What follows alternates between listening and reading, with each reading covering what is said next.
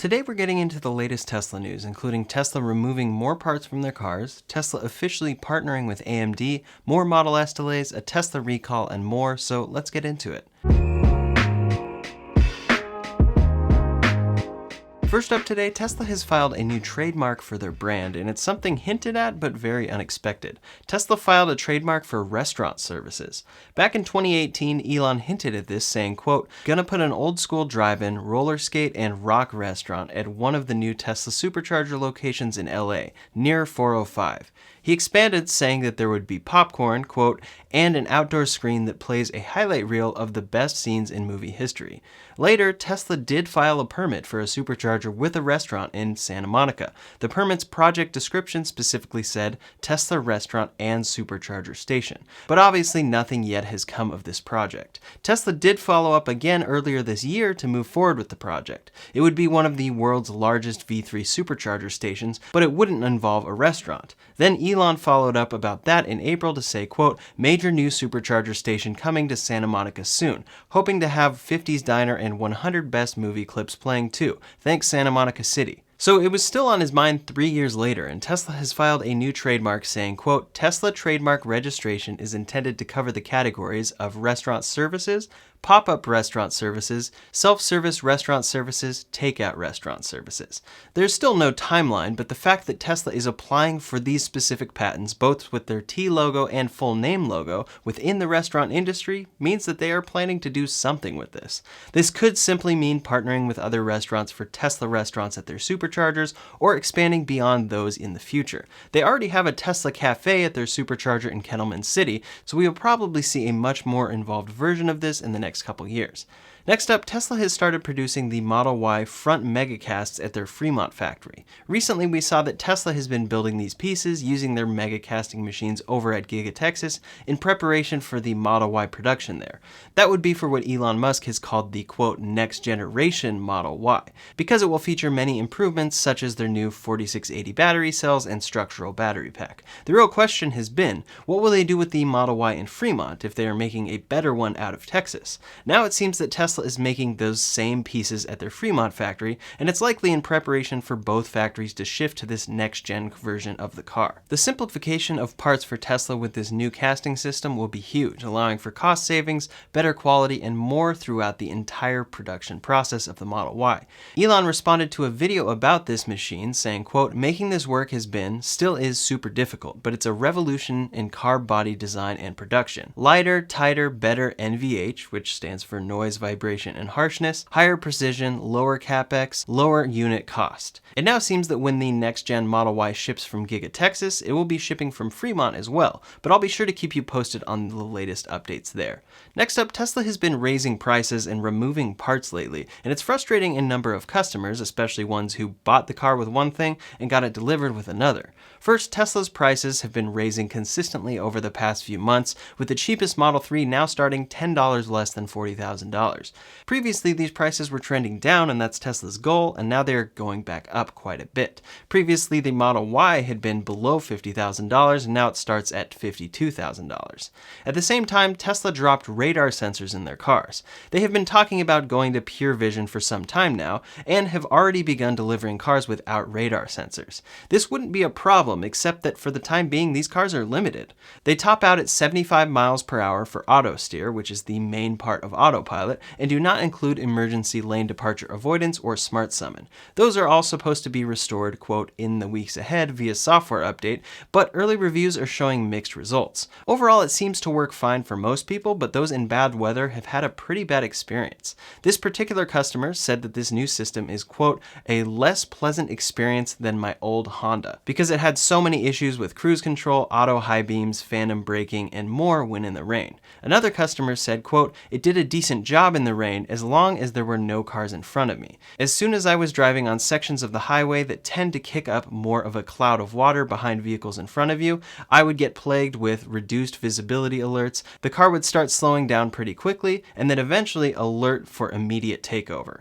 I got at least 10 of these on a 30-mile stretch of highway. Honestly, Autopilot/traffic-aware cruise control was nearly useless when the road was wet, even if it wasn't actually raining. Those were very unfortunate reviews, and we'll see more coming in the coming weeks. We don't know the true reason for Tesla ditching radar at this point, but it could have something to do with parts constraints across the entire industry.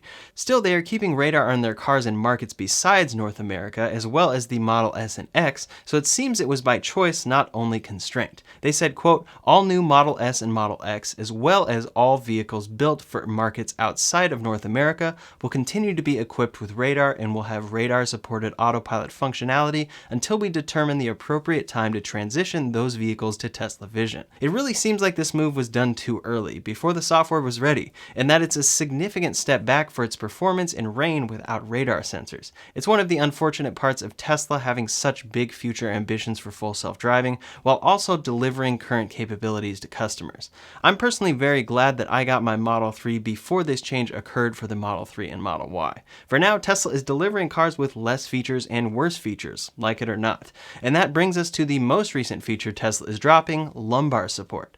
Tesla updates their cars whenever and doesn't wait for a yearly refresh cycle. Normally, this doesn't bother customers because they'll get a better feature when their car is delivered. However, this time around, customers started noticing that their Model 3s and Model Ys were getting delivered without lumbar support controls in the passenger seat. To be clear, the driver's seat still includes this. Nobody really knew why they would do this and why they weren't notified, but customers posted photos of the side controls replaced by filler trim. Tesla never communicated why this was the case, however, many assumed that it was due to parts shortages, and Electrek heard from a source that BMW is having a similar issue. For BMW, they are removing lumbar support in the passenger seat, however, at least they are offering a discount and being clear about it. Then Tesla communicated via Elon Musk on Twitter, who said, quote, moving lumbar was removed only in front passenger seat of 3/Y, obviously not there in rear seats. Logs showed almost no usage, not worth cost/mass for everyone who almost never used.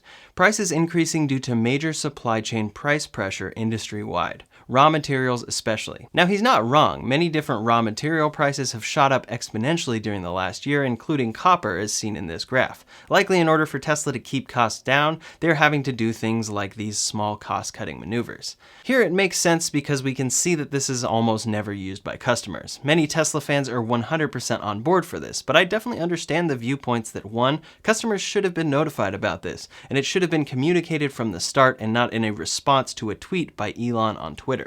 2, lumbar support isn't a feature like adjusting side mirrors. It's a very set it and forget it feature that is used far less than the driver's seat. Just because it's only used once in a year does not mean that I don't want my passenger to be comfortable on that long drive once a year.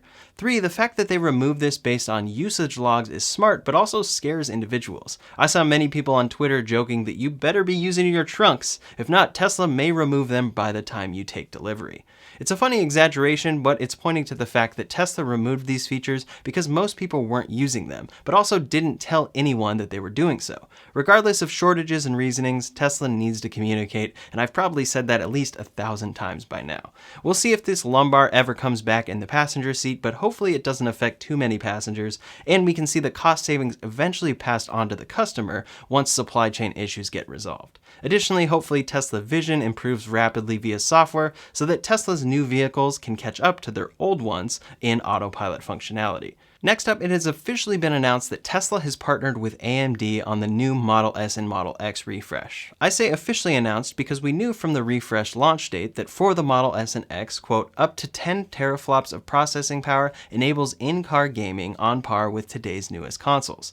Wireless controller capability lets you game from any seat. That's a lot of processing power for a car to include. We saw info leaking that the Model S and X would use AMD Ryzen, and now AMD themselves officially announced that along with the PlayStation 5, Xbox Series X, and Xbox Series S, the Model S and X use AMD RDNA 2. Quote, so we have an embedded AMD Ryzen APU powering the infotainment system in both cars, as well as a discrete RDNA 2 based GPU that kicks in when running AAA games, providing up to 10 teraflops of compute power. We're thrilled to be working with Tesla to bring the power of Ryzen and Radeon to their newest flagship cars, and look forward to giving gamers a great new platform for AAA gaming. AAA games are typically much more involved games like The Witcher, which Tesla has teased on screen for the new Model S S and X. First and foremost, this means that these new cars will be able to play some serious games. Elon responded to a tweet about this announcement saying, quote, "Yeah, new Model S and X have PS5 level entertainment computing power." An example of such a game was given by Elon, saying it can play Cyberpunk, back when the Model S was announced in January. Next, this means that when playing these games, these new AMD chips will help with power consumption. This will surely be necessary when someone in the back seat is playing an intense game like Cyberpunk 2077 on the car, but you need to reach your destination. Now, back in mid-2020, a number of job listings appeared for Tesla in Austin. Some of them had to do with these very features, including video games engineer, infotainment software, software engineer mobile, software engineer vehicle user interface, and rendering engineer infotainment. For the video games engineer, the job listing says, quote, "Tesla strives to make its cars the most fun possible. Bringing video game experiences to the car helps increase that fun. In this incredibly rare opportunity to help build a video games platform, we are looking for a highly motivated software engineer to help enable the best video game content to be available in car. Come put that industry experience to great use and help us build this platform." Responsibilities for the job include communicating with game development and publishing platforms and designing, architecting, and implementing game platform interfaces and systems. You can still apply for this job, so it seems that Tesla adding Witcher to the Model S is just the start of future ambitions. Of course, if their cars are truly self-driving, then having entertainment options will be key for Teslas in the future, so they are trying to get ahead there. However, it will be a pretty crazy extra feature on a premium car not only to have games, but to be able to play games just like a PS5 does. I'm not sure what gamer would actually want to play in their car exclusively, but there may be a draw there. Now, regarding Tesla's most popular Model 3 and Y, those have seen no updates in chips since their launch, aside from hardware 3.0 for the full self-driving suite. The computer has stayed the same, so any games it has added have been limited to the chips inside. This will continue to be the case going forward and will actually represent one of the first big software lines drawn between these cars. It seems that when the Model S and X release, they will have many more games included and much more potential to buy, download, or receive advanced games via software update. The most involved game for Tesla so far has been Beach Buggy Racing 2, and that will likely be the most advanced game we will see on the Model 3 and Y for a while. The Model S and X will start having a significant advantage over the rest of Tesla's lineup going forward, and it makes sense for a flagship vehicle. However, where else will the Model S and X stand out in regards to software? Could the addition of these new AMD chips mean that the entire software interface can get more updated in the Model S and X? Maybe Tesla's version 11 that we've seen leaked for the Model S actually can't make its way over to the Model 3 and Y due to hardware limitations. At a certain point, this will occur because those cars will need updating, but for now, I think the only main difference we will see in computing on Tesla's flagship cars will truly be the processor-intensive AAA games. It's exciting for the future of cars, but it has a lot of potential to go well beyond gaming for those that don't plan to game in their car.